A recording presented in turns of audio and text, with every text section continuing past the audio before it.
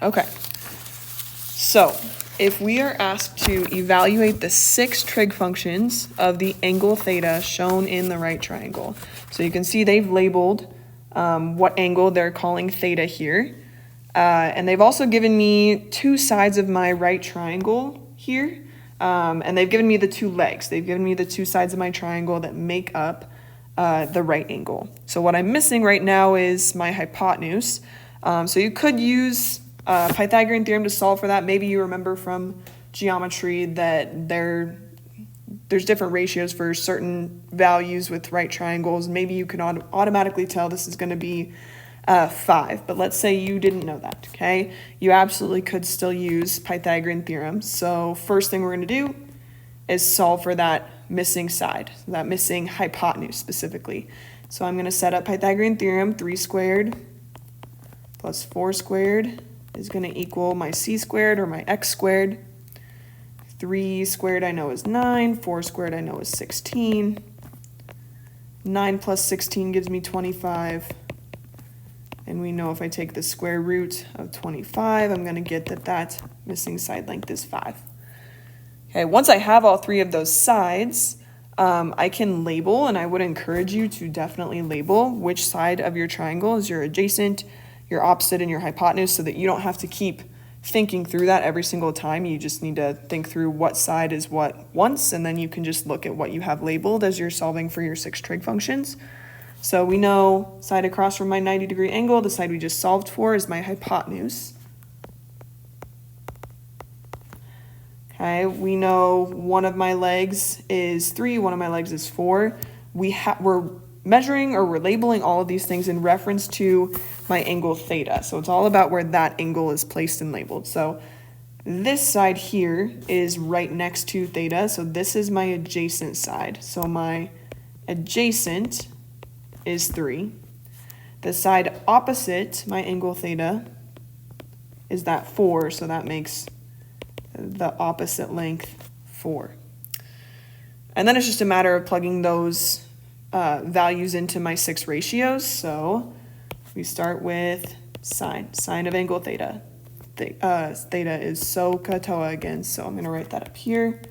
I would encourage you to write that on your homework as well when you're doing problems like this, just so you have that visual.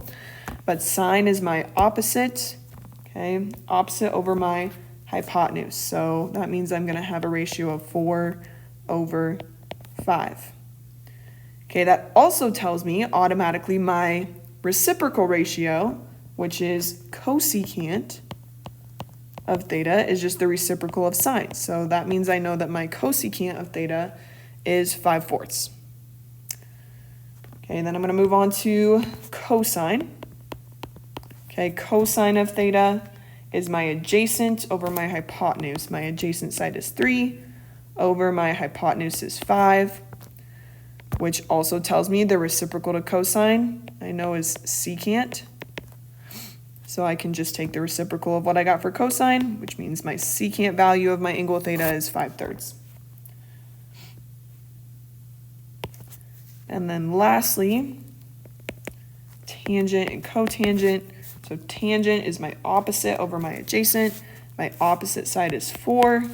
My adjacent side is 3, which means the reciprocal function of tangent, cotangent, is equal to 3/4. Okay, so they asked for 6 trig functions. I've got 1, 2, 3, 4, 5, 6 answers.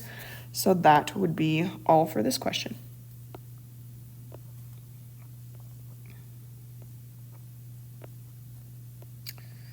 Okay, so we're going to do that one more time with the new triangle. This time I'm missing a different side length than what they gave me in the last triangle. I'm missing one of the sides that make up my 90-degree angle, which means I'm missing one of my legs of my triangle. So I know 18, that's across from my 90-degree angle. This is automatically my hypotenuse. 10, the side length of 10 on that triangle is right next to where they've put theta, so that's my adjacent side. So I am missing my opposite side right now. And again, that's one of the legs of my triangle. So when I set up Pythagorean theorem to solve for this, I either have to, leave A as a variable or leave B as a variable. It doesn't really matter which one. I'm just going to leave B as that variable. So I'm going to have 10 squared plus b squared is equal to c squared, which is 18 squared.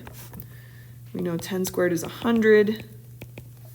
18 squared is 324.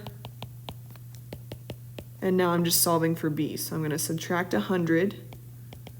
We get b squared is equal to 224.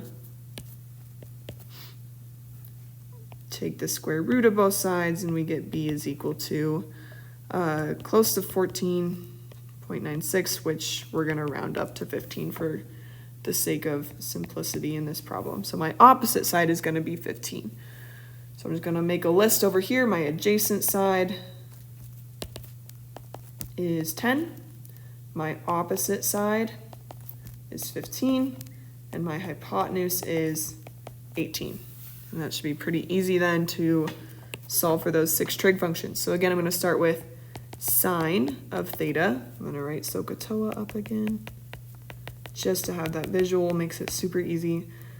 Sine is going to be my opposite over my hypotenuse. So my opposite value is 15 over my hypotenuse value is 18, which is reducible, and you should reduce these as much as you can. So I'm going to reduce 15 over 18. Those are both divisible by 3, so I'm going to reduce that to 5/6. So then when I find the reciprocal function, cosecant of my angle theta, I'm taking the reciprocal of 5/6, the reduced value. Otherwise, you're just going to have to reduce again, which is fine, but it's just more work. So my cosecant should be 6/5. Okay, cosine is my adjacent over my hypotenuse. So that's 10 over my hypotenuse is 18. Again, we have to reduce that. 10 over 18, those are both divisible by 2, so that's going to reduce to 5/9. Reciprocal function to cosine is my secant value, so I'm going to flip that to make it 9/5. Okay, and then we've got my tangent. Tangent is my opposite over my adjacent. I'm just going to do that down here. So my opposite value is 15 over my adjacent is 10. Reduce that, both of those are divisible by 5, so I can reduce that to 3/2, which means my reciprocal value, my cotangent, is going to be 2/3.